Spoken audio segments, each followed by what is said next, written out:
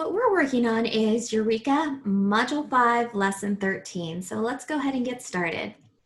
Okay, our objective today is we're going to relate manipulative representations to the subtraction algorithm and use addition to explain why the subtraction method works. So what that means is we are going to be subtracting using place value chips and the algorithm, and we're also going to be checking to see if our subtraction answer is correct by using addition. So let's go ahead and get started. Again, things to remember is the difference is the answer to a subtraction problem. And then we have a 10 is equal to 10 ones. And then remember that 10 tens is equal to 100. Materials that are needed, you can use a place value mat, and then you can pull out those place value chips. And if you don't have either of those, you can always use a whiteboard and a marker. And remember, if you don't have that, you can also use a piece of paper and a pencil. Okay, so let's go ahead and get started. Okay, so our application problem today, remember our application problem is just a review problem, so you can just go ahead and sit tight and listen to me say it, and let's get your brain warmed up a little bit. So our problem says a fruit seller buys a carton of 90 apples. Finding that 18 of them are rotten, he throws them away. He sells 22 of the ones that are left on Monday. Now, how many apples does he have left to sell? Well, let's go ahead and break this problem apart, okay? I'm going to go ahead and use a number bond. Now, he started with 90 apples, and then he knew that 18 of those were rotten, so he threw those away. And then on Monday, he sold 22. But wait a minute, I need another part to this number bond because I need to know how many does he have left. So you can see, like, my whole is 90, but I have 3 parts. So let's go ahead and make a tape diagram, and you can see the whole piece of tape equals 90, and then part of that is the 18 apples that he threw away, the 22 apples that he sold on Monday, and we want to know what's left. So what I'm going to do is I want to make this, instead of a whole part problem, I'm going to make this a whole part problem by combining 18 and 22. So that way it's easier to figure out and it's used to what we're seeing. So let's go ahead and combine 18 and 22. So 18 plus 22, well, if I look at that 22, I can break that apart to 20 and 2. And if I give that 2 to 18, it's just 20 plus 20. So what does 20 plus 20 equal? That equals 40. So now this is going to make my number bond a little easier to solve because now instead of having 3 parts, I just have 2. So I can say that 90 and then the part is 40. So to figure out the other part, remember, I just have to subtract. So 90 take away 40 is equal to 50. So the fruit seller has 50 apples left to sell. All right, so we're ready to get going, and let's go ahead and go on to our concept. So our concept today is we are moving on to subtraction. So here's my first problem. 244 take away 121. Okay, so what's the first thing I'm going to do? I'm going to go ahead and make a number bond with that. And you can see my whole, when we're subtracting, is always the big number that we're using to subtract. So I have 244, and we're going to take away 121. So now let's go ahead and write this problem in vertical form. 244, 121, you can see how my numbers are lined up nice and straight. My ones are with my ones, my tens are with my tens, and my hundreds are with my hundreds. And let's subtract those. Now this is a little difficult for me to subtract, so let me go ahead and use a place value chart. So I'm gonna move my number bond aside, and let's get my place value chart and represent my top number.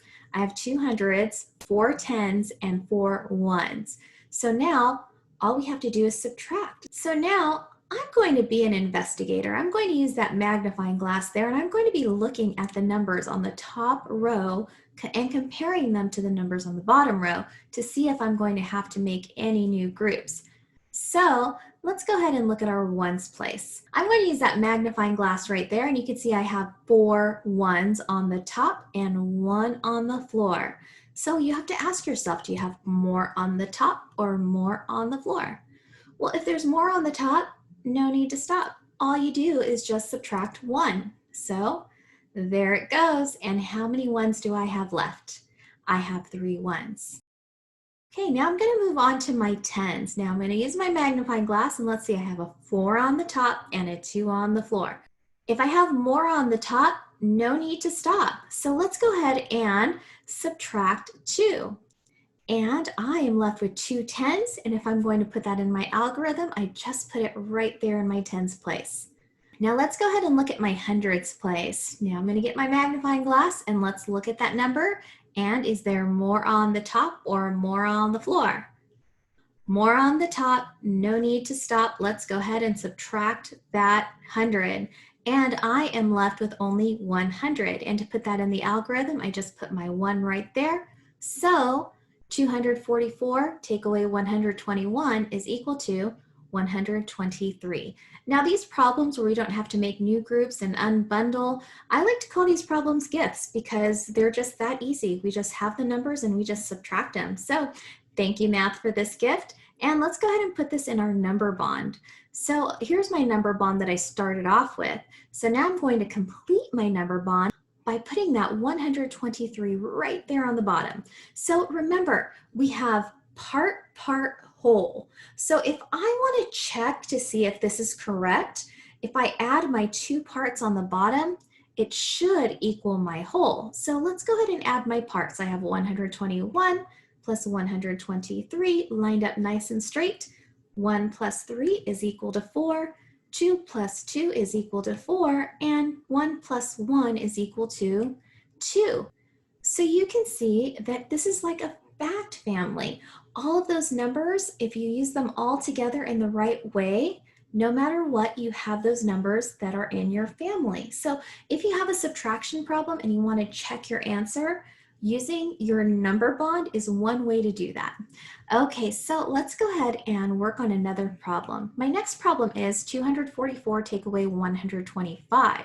So there's my number bond there on the bottom. I'm going to put my 244 as the whole, and I'm going to put 125 on the bottom. So let's go ahead and represent the first number on our place value chart. Now remember, we don't put both numbers on the place value chart because we're not adding.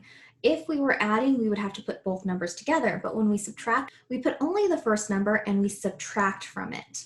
So my first number has 2 hundreds, 4 tens, and 4 ones. Now let's go ahead and write that number in the vertical form, 244, and what are we subtracting?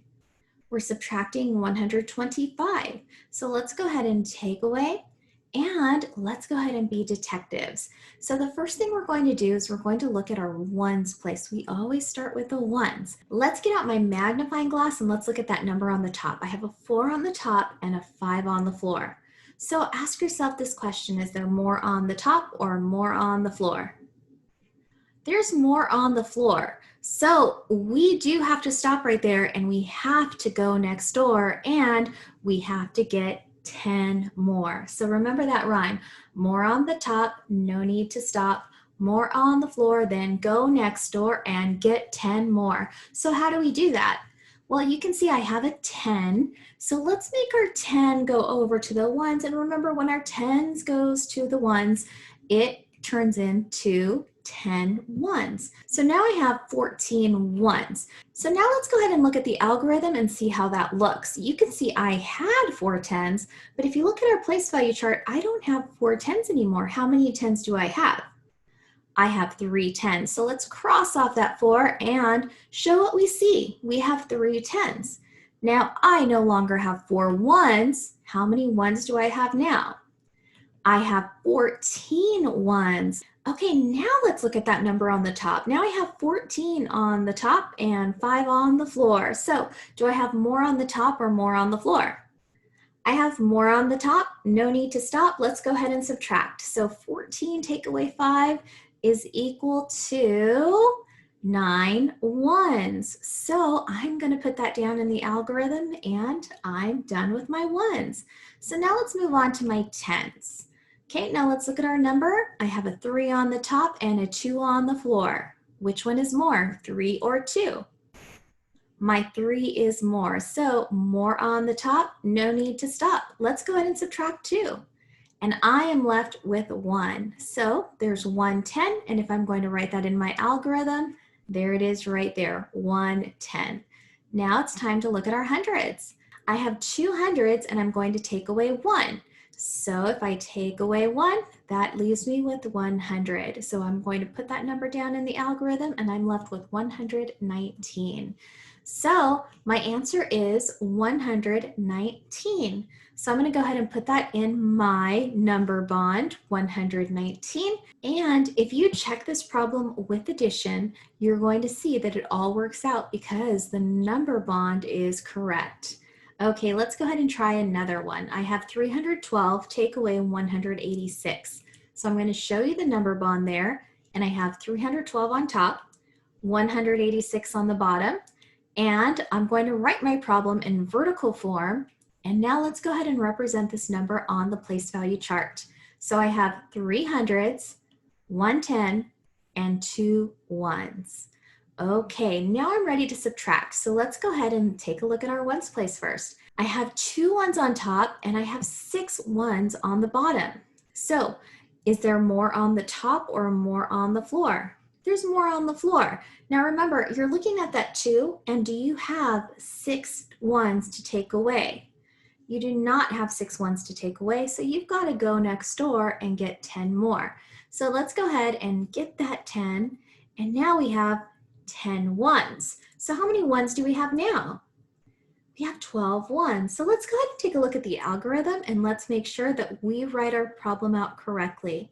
Now remember, I did have 110, but then I used it to get 10 more. So now I don't have any 10s left, and I no longer have 2 ones, I have 12 ones. So if we look at that problem again one more time, I have 12 on the top and 6 on the floor. More on the top, no need to stop. Let's go ahead and subtract. So 12 take away 6. Well, there go my 6. And what am I left with? 1, 2, 3, 4, 5, and 6. 6 ones. So let's go ahead and put that down in the algorithm. Now we're ready to move on to our 10s. So I'm going to get my magnifying glass, and I'm seeing that there's a 0 right there in our 10s, and I have to take away 8. So more on the floor, I have to go next door because I don't have any 10s to take away. So let's go ahead and get a number from my hundreds. And remember, my big turns into 10 littles. And now I have 10 tens. So let's go ahead and show this on the algorithm. I did have 300s, but now I don't have 300s anymore. I have 200s. I don't have 0 tens. I now have 10 tens. So what is 10 take away 8? Do I have enough 10s to take away 8?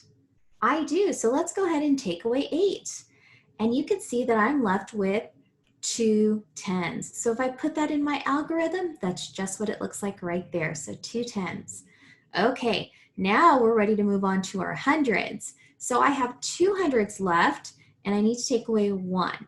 So I can do that. Let's take away 1, and that leaves me with 100. So my answer is 126. So if I put this in my number bond, it looks just like this.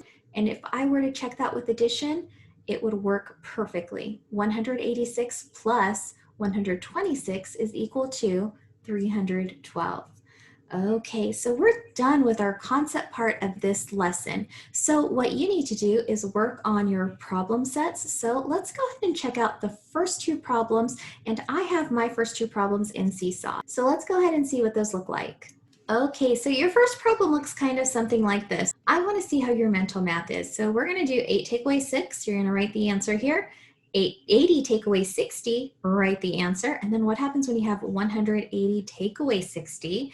And then 180 take away 59. Now you've got to think about that one. If you know what 180 take away 60 is, 180 take away 59 is pretty close to that. Now, the next problem that you have, you can see I have a sample here, and it's 138 take away 17.